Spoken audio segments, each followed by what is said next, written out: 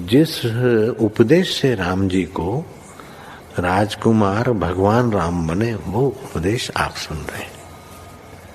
कितना ऊंचा ग्रंथ है। इसको वाल्मीकि रामायण भी बोलते, योग वशिष्ठ महारामायण भी बोलते। राम तीर्थ ने इसी का बार बार अध्ययन किया था। ये आप भी शांत हो जाएंगे परमात्मा में, और दूसरों को भी शांति देने की क्षमता देने वाला ये सदग्रंथ है। इसको वेदांत का सिद्धांत ग्रंथ बोलते हैं। दूसरे होते प्रक्रिया ग्रंथ। ये करके फिर कब वो आचार्य बनो तब समझो, ये तो थोड़ा पढ़ो और फिर वही सिद्धांत की बात। तो बार बार योग वशिष्ठ महारामायण विचारने योग। ओम श्री सद्गुरु परमात्मने नमः। श्री वशिष्ठ जी बोले, हे राम जी, ऐसा कल्याण पिता माता और मित्र भी न करेंगे और तीर्थ आदि सुकृत से भी न होगा, जैसा कल्याण बारंबार विचारने से मेरा उपदेश करेगा। इससे और सब उपायों को त्याग कर इसी का विचार करो तो सब भ्रांति मिट जाएगी और शीघ्र ही आत्मपद की प्राप्ति होगी। हे राम जी, अज्ञान एक विसूचिका रोग है और उससे जीव जलते हैं। जो मेरे शास्त्र को विचारेगा उसका रोग नष्ट हो जाएगा। ईश्वर की यह महामाया है कि मिथ्या भ्रांति में जीव दुखी होते हैं। जो अपना दुख दूर करना चाहे वह मेरा शास्त्र विचारे। जितने सुंदर पदार्थ दिखते हैं सब मिथ्या हैं, उनके लिए यत्न करना परम आपदा है। ये सब पदार्थ आपात रमणीय हैं, ये देखने भर को सुंदर है परंतु भीतर से खोखले हैं। इनकी प्राप्ति में मूर्ख आनंद मानते हैं। हे राम जी, ये पदार्थ तब तक सुंदर लगते हैं जब तक मृत्यु नहीं आई। जब मृत्यु आवेगी तब सब काम रह जाएंगे। इसलिए इनके निमित्त जो यत्न करते हैं वे मूर्ख हैं। जिस काल में मृत्यु आती है उस समय कष्ट प्राप्त होता है, और यदि चंदन का लेप कीजिए तो भी शांति नहीं मिलती। जिसके लिए जीव बड़े यत्न करता है, युद्ध करता है, प्राण त्यागता है, वह धन स्थिर नहीं रहता। एक दिन धन और प्राणी का वियोग हो जाता है, और जब वियोग होता है तब मनुष्य कष्ट पाता है। तो हे राम जी, मैं ऐसा उपाय कहता हूँ जिससे यत्न भी थोड़ा हो और सुगमता से आत्मपद प्राप्त हो। जब शास्त्र के अर्थ में दृढ़ अभ्यास होता है तब वह अजर अमर पद प्राप्त होता है। ओम श्री सद्गुरु परमात्मने नमः। वशिष्ठ जी बोले, हे राम जी, यह आश्चर्य है कि जो पदार्थ सुखदायक नहीं है उनकी ओर चित्त बड़ा यत्न करता है, पर तो भी वे सिद्ध नहीं होते। पर वे अत्यंत अयत्न सिद्ध आत्मपद को त्याग देते हैं। जिनको यह जीव सुख जानता है वे सब दुख के स्थान हैं। जिस अपने होने को ये भला जानता है वह अनर्थ का कारण है। जिस देह को जीव सुख स्वरूप जानता है वह सब रोगों का मूल है। जिनको यह भोग जानता है वे इसको दुख देने वाले परम रोग हैं। और जिसको यह सत्य जानता है वे सब मिथ्या हैं। जिनको यह स्थिर जानता है वे स्थिर नहीं जल रूप हैं। हे राम जी, जिनको यह रस जानता है वे सब विरस हैं। जिनको बांधव जानता है वे सब अबांधव और दृढ़ बंधन रूप हैं। जिसको यह सुख देने वाली स्त्री जानता है वह सर्पिणी परम विष उगलने वाली है, उसका कांटा मारा जाता है, फिर नहीं जीता, अर्थात आत्मपद में स्थित नहीं होता। हे मुनीश्वर, मैं देह को परम आपदा का कारण जानता हूँ। इसके निवृत्त होने पर जीव आत्मपद को प्राप्त होता है। जिन पुत्र, धन आदिक को यह जीव संपदा जानता है, वे परम दुख रूप आपदा हैं। इनमें सुख कदापि नहीं। यह बात मैं सुनकर नहीं कहता, मैंने देखकर विचार किया है, विचार करके अनुभव किया है और अनुभव करके कहा है कि यह संसार माया मात्र है। बड़े बड़े स्थानों में भी मैं गया हूँ, परंतु सार पदार्थ मुझको कोई नहीं देख पड़ा। स्वर्ग में नंदनवन आदि काष्ठ रूप ही दिखे, मृत्युलोक में आकर देखा तो पंचभूत ही दिखे। शरीर में रक्त, मांस, हाड़, मूत्र आदि देखे। ऐसे शरीर में जो अहम प्रत्यय करते हैं, उनको मैं धिक्कार करता हूँ। शरीर की आयुष्य ऐसी है जैसे दोनों हाथों में जल लीजिए तो वह जाता है, अथवा जैसे जल में तरंग बुलबुले उपज कर नष्ट होते हैं या बिजली की चमक होकर नष्ट हो जाती है। जो ऐसे शरीर को पाकर सुख की तृष्णा करते हैं, वे महामूर्ख हैं।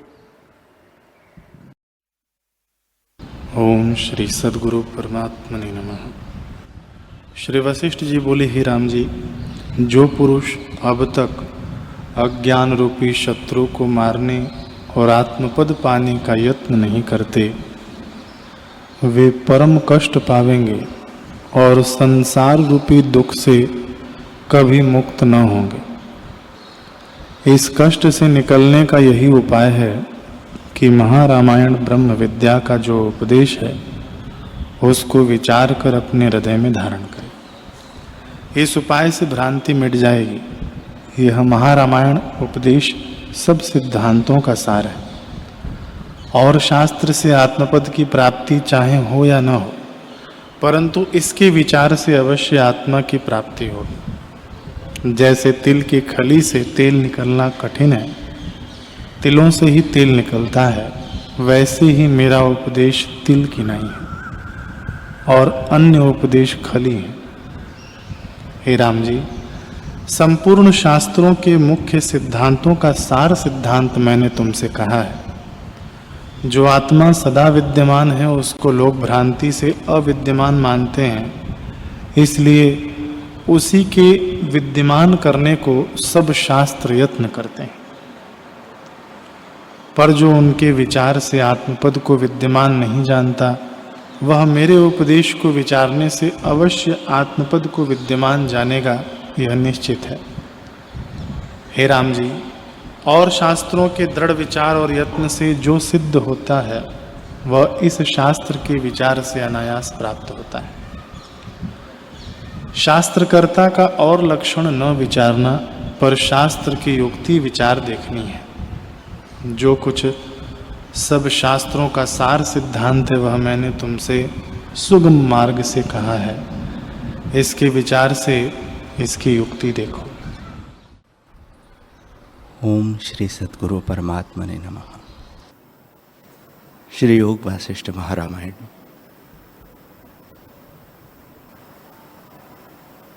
श्री दशरथ जी ने मंत्री से कहा कि हे राम जी के प्यारे, राम जी की क्या दशा है और ऐसी दशा क्यों कर हुई है, सो सब हमें क्रम से कहो। तब मंत्री कहता है कि हे राजन, जो कुछ योग्य पदार्थ है, उनको देखकर उनका चित्त प्रसन्न नहीं होता, बल्कि देखकर क्रोधवान होता है। जैसे पपीहा मारवाड़ में जावे तो मेघों की बूंदों को नहीं देखता और खेदवान होता है, वैसे ही राम जी विषयों से खेदवान होते हैं। इससे हम जानते हैं कि उनको परम पद पाने की इच्छा है, परंतु कदाचित उनके मुख से यह नहीं सुना। त्याग का भी अभिमान उन्हें कदाचित नहीं है, क्योंकि कभी गाते हैं और बोलते हैं तो कहते हैं, हाय मैं अनाथ मारा गया। अरे मूर्खो, तुम संसार समुद्र में क्यों डूबते हो? यह संसार अनर्थ का कारण है, इसमें सुख कदापि नहीं। इससे छूटने का उपाय करो। वह किसी के साथ बोलते नहीं और न हंसते हैं, किसी अति चिंता में डूबे हैं। वह किसी पदार्थ से आश्चर्यवान भी नहीं होते। जो कोई कहे कि आकाश में बाग लगा है और उसमें फूल फूले हैं, उनको मैं ले आया, तो उसको सुनकर भी आश्चर्यवान नहीं होते। सब ब्रह्मात्र समझते हैं। उनको न किसी पदार्थ में हर्ष होता है, न किसी से शोक होता है। किसी बड़ी चिंता में मग्न है, पर उस चिंता के निवारण करने की किसी में सामर्थ्य नहीं दिखती। हे राजन, हमको यह चिंता लगी रही है कि राम जी को खाने, पहनने, बोलने और देखने की इच्छा नहीं रही, और न किसी कर्म की उनको इच्छा है। ऐसा न हो कि कहीं मृतक हो जावे। जो कोई कहता है कि तुम चक्रवर्ती राजा हो, तुम्हारी बड़ी आयु हो और बड़ा सुख पाओ, तो उनके वचन सुनकर कठोर बोलते हैं। हे राजन, केवल राम जी को ही ऐसी चिंता नहीं, वरन लक्ष्मण और शत्रुघ्न को भी ऐसी चिंता लग रही है। जो कोई उनकी चिंता दूर करने वाला हो तो करे, नहीं तो बड़ी चिंता में डूबे रहेंगे। हे राजन, अब क्या कहते हो? तुम्हारे पुत्र सबसे विरक्त हो एक वस्त्र ओढ़े बैठे हैं। इससे अब तुम वही उपाय करो जिससे उनकी चिंता निवृत्त हो। इतना सुन विश्वामित्र जी बोले, हे साधो, यदि राम जी ऐसे हैं तो हमारे पास लाओ, हम उनका दुख निवृत्त करेंगे। हे राजन, दशरथ, तुम धन्य हो जिसका पुत्र विवेक और वैराग्य को प्राप्त हुआ है। हम तुम्हारे पुत्र को परम पद प्राप्त करावेंगे और अभी उनके सब दुख मिट जाएंगे। हम और वशिष्ठ आदि एक युक्ति से उपदेश करेंगे, उससे उनको आत्मपद की प्राप्ति होगी। तब वह दशा तुम्हारे पुत्र की होगी कि वह लोष्ट, पत्थर और स्वर्ण को समान जानेंगे। जो क्षत्रियों का प्राकृतिक आचार है सो वह करेंगे और हृदय से उदासीन रहेंगे। इससे तुम्हारा कुल कृतार्थ होगा। तुम राम जी को शीघ्र बुलाओ।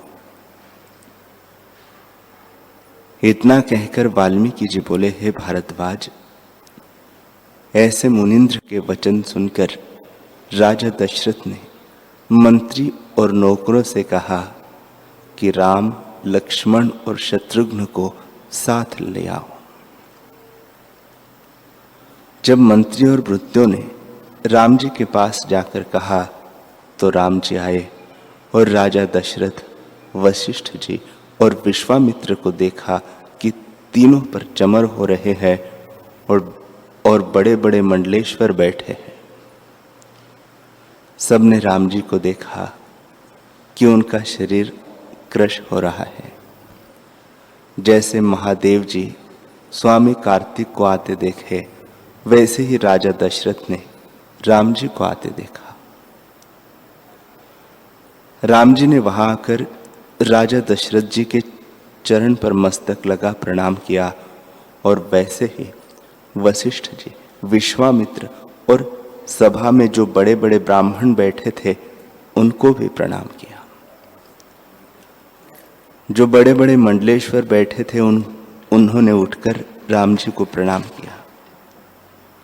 राजा दशरथ ने राम जी को गोद में बैठाकर मस्तक चूमा और बहुत प्रेम से पुलकित हो राम जी से कहा, हे पुत्र, केवल विरक्तता से परम पद की प्राप्ति नहीं होती, गुरु वशिष्ठ जी के उपदेश की युक्ति से परम पद की प्राप्ति होगी।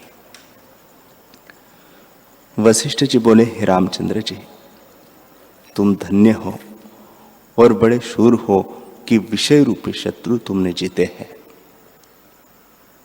विश्वामित्र जी बोले, हे कमल नयन राम, अपने अंतःकरण की चपलता को त्याग कर जो कुछ तुम्हारा आशय हो प्रकट कर कहो कि तुमको मोह कैसे हुआ, किस कारण हुआ और कितना है, एवं अब जो कुछ तुमको वांछित हो सो भी कहो।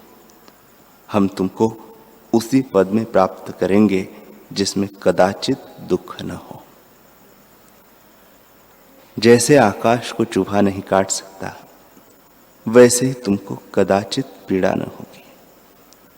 हे रामचंद्र जी, हम तुम्हारे संपूर्ण दुखों का नाश कर देंगे, तुम संशय मत करो। जो कुछ तुम्हारा वृत्तांत है सो हमसे कहो। इतना कहकर वाल्मीकि जी बोले, हे भारद्वाज, जैसे मेघ को देखकर मोर प्रसन्न होता है, वैसे ही विश्वामित्र जी के वचन सुनकर राम जी प्रसन्न हुए और अपने हृदय में निश्चय किया कि अब मुझको अभीष्ट पद की प्राप्ति होगी। राम जी बोले, हे भगवान, जो वृत्तांत है सो तुम्हारे सम्मुख क्रम से कहता हूं। मैं राजा दशरथ के घर में उत्पन्न होकर क्रम से बड़ा हुआ और चारों वेद पढ़कर ब्रह्मचर्यादिक व्रत धारण किए। तदनंतर घर में आया तो मेरे हृदय में विचार हुआ कि तीर्थाटन करूं और देव द्वारों में जाकर देवों के दर्शन करूं। निदान मैं पिता की आज्ञा लेकर तीर्थों में गया और गंगा आदि संपूर्ण तीर्थों में स्नान और शालिग्राम और केदार आदि ठाकुरों के विधि संयुक्त दर्शन करके यहाँ आया। फिर उत्साह हुआ। तब यह विचार आया कि प्रातः काल उठकर स्नान संध्यादिक कर्म करके भोजन करता। जब इस प्रकार से कुछ दिन व्यतीत हुए तब मेरे हृदय में एक विचार उत्पन्न हुआ जो मेरे हृदय को खींच ले गया। जैसे नदी के तट पर तरण बेल होती है, उसको नदी का प्रवाह खींच ले जाता है, वैसे ही मेरे हृदय में जो कुछ जगत की आस्था रूपी बेल थी उसको विचार रूपी प्रवाह खींच ले गया। तब मैंने जाना कि राज्य करने से क्या है, भोग से क्या है और जगत क्या है, सब ब्रह्मात्र है। इसकी वासना मूर्ख रखते हैं। यह स्थावर जंगम जगत सब मिथ्या है। हे मुनीश्वर, जितने कुछ पदार्थ है वह सब मन से उत्पन्न होते हैं, सो मन ही ब्रह्मात्र है। अनहोता मन दुखदाई हुआ है। मन जो पदार्थों को सत्य जानकर दौड़ता है और सुखदायक जानता है, सो मृग तृष्णा के जलवत है।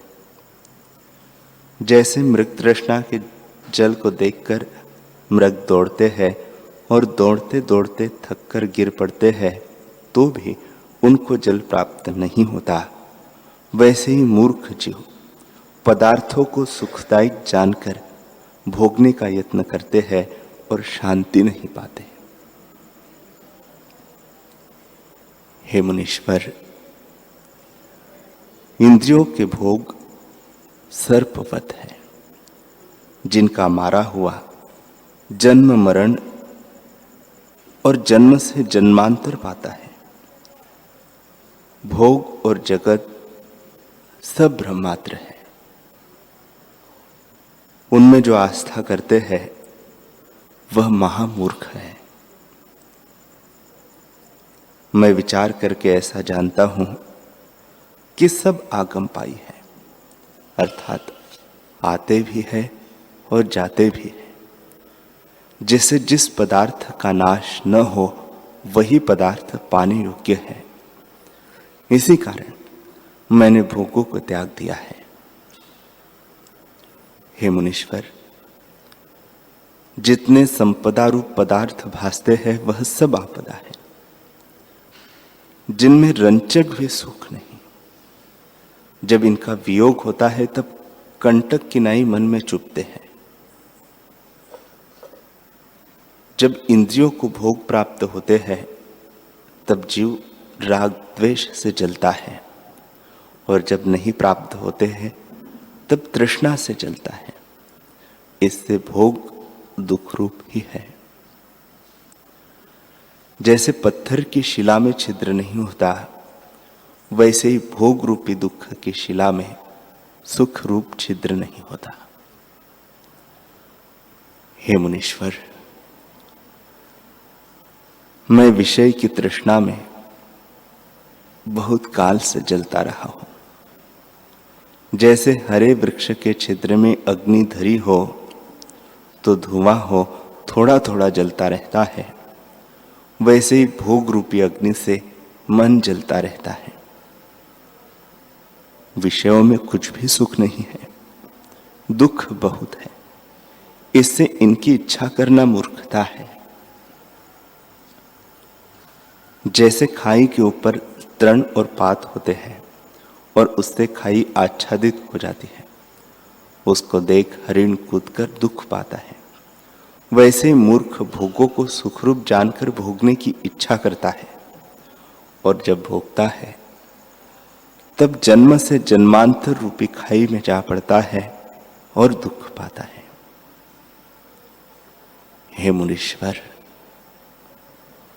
भोग रूपी चोर अज्ञान रूपी रात्रि में आत्मा रूपी धन लूट ले जाते हैं, पर उनके वियोग से जीव महादीन रहता है।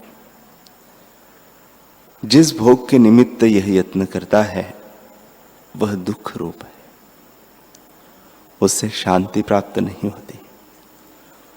और जिस शरीर का अभिमान करके वह यत्न करता है वह शरीर भी क्षण भंगुर और असार है।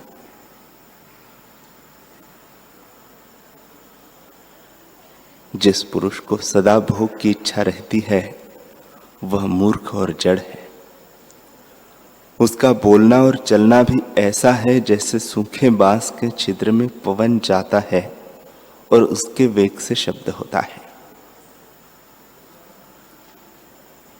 जैसे थका हुआ मनुष्य मारवाड़ के मार्ग की इच्छा नहीं करता, वैसे ही दुख जानकर मैं भोगों की इच्छा नहीं करता। लक्ष्मी भी परम अनर्थकारी है। जब तक इसकी प्राप्ति नहीं होती तब तक उसके पाने का यत्न होता है, और यह अनर्थ करके प्राप्त होती है। जब लक्ष्मी प्राप्ति हुई तब सब सद्गुण अर्थात शीलता, संतोष, धर्म, उदारता, कोमलता, वैराग्य, विचार, दया आदि का नाश कर देती है। जब ऐसे गुणों का नाश हुआ तब सुख कहां से हो? तब तो परम आपदा ही प्राप्त होती है। इसको परम दुख का कारण जानकर मैंने त्याग दिया है। हे मुनीश्वर, इस जीव में गुण तब तक है जब तक लक्ष्मी नहीं प्राप्त हुई। जब लक्ष्मी की प्राप्ति हुई तब सब गुण नष्ट हो जाते हैं। जैसे वसंत ऋतु की मंजरी तब तक हरी रहती है जब तक ज्येष्ठ आषाढ़ नहीं आता, और जब ज्येष्ठ आषाढ़ आया तब मंजरी जल जाती है। वैसे ही जब लक्ष्मी की प्राप्ति हुई तब शुभ गुण जल जाते हैं। मधुर वचन तभी तक बोलता है जब तक लक्ष्मी की प्राप्ति नहीं है, और जब लक्ष्मी की प्राप्ति हुई तब कोमलता का अभाव होकर कठोर हो जाता है।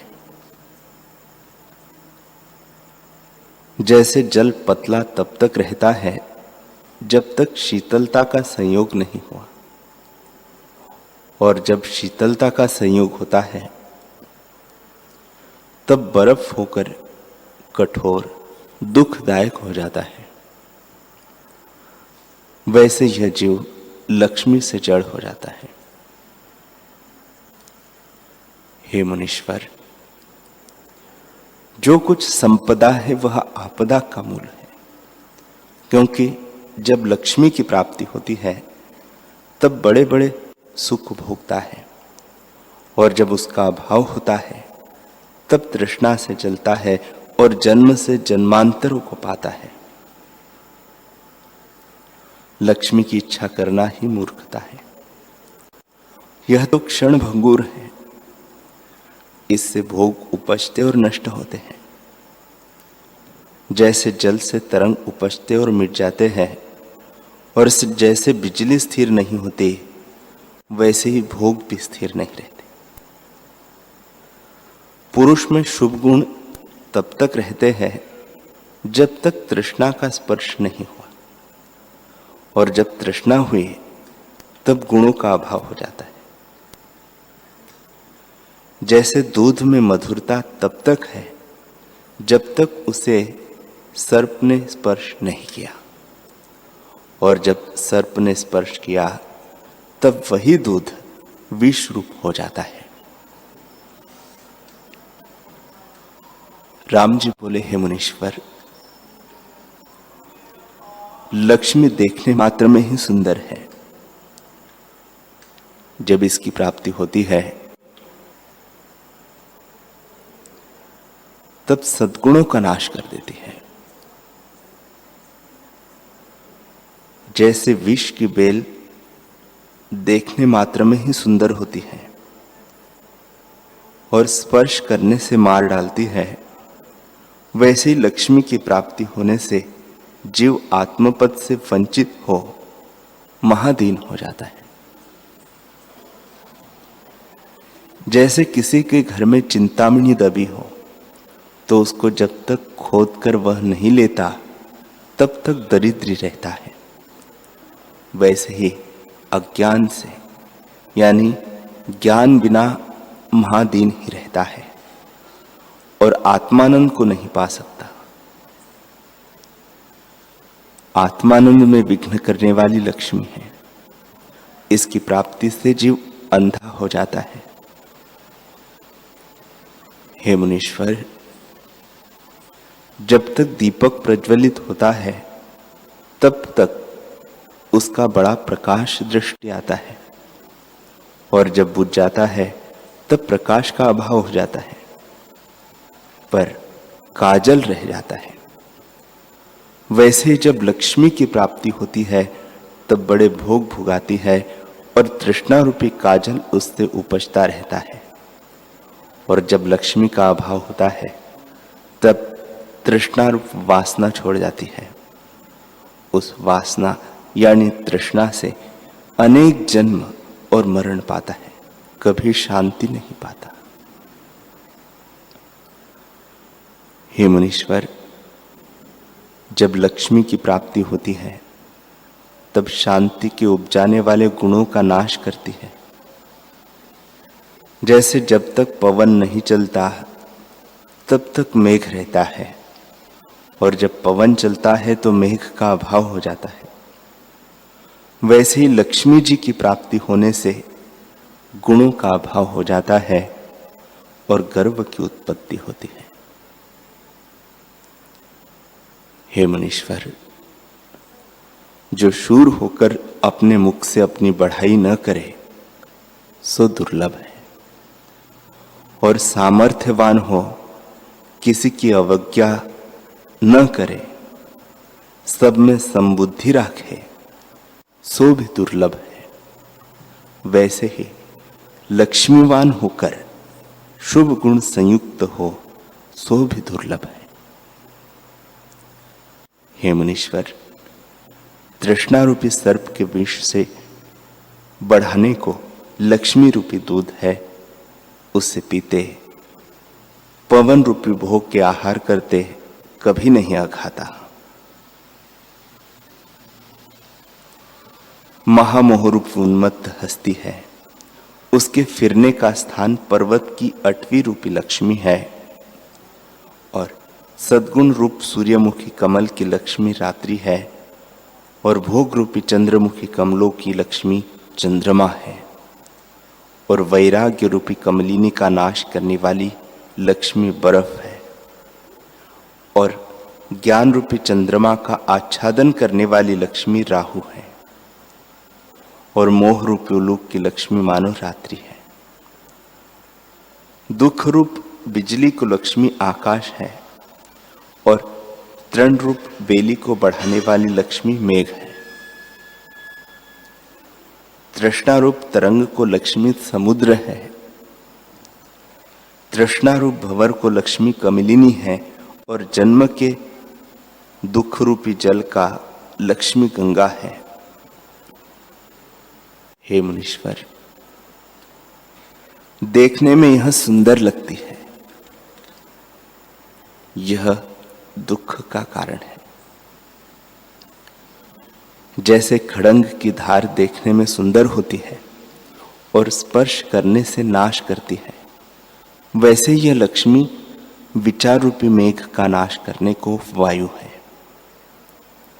हे मुनीश्वर, यह मैंने विचार करके देखा है कि इसमें कुछ भी सुख नहीं। संतोष रूपी मेघ का नाश करने वाली लक्ष्मी शरद काल है। मनुष्य में गुण तब तक दृष्टि आते हैं जब तक लक्ष्मी की प्राप्ति नहीं होती। जब लक्ष्मी की प्राप्ति होती है तब शुभ गुण नष्ट हो जाते हैं। हे मुनीश्वर, लक्ष्मी को ऐसे दुखदायक जानकर इसकी इच्छा मैंने त्याग दी है। यह भोग मिथ्या है।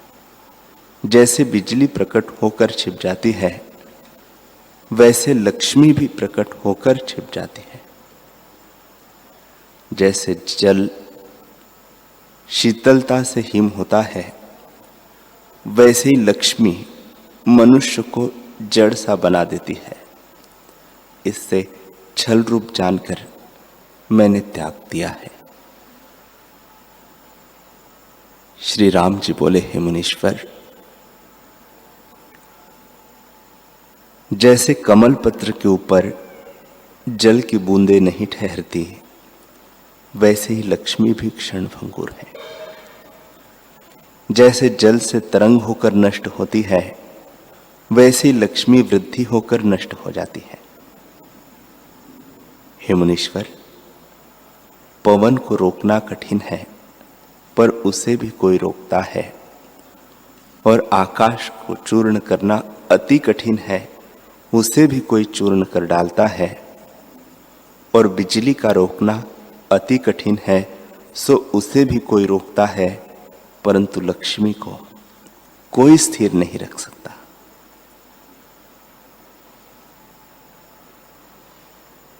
हरि ओम।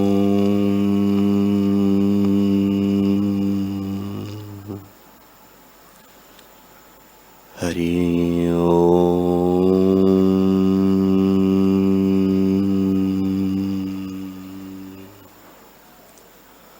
ओम सहना भवतु, सहनो भुनक्तु, सह वीर्यं करवावहै, तेजस्विनावधीतमस्तु मा विद्विषावहै।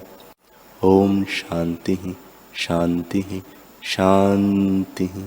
श्री सद्गुरुदेव भगवान की।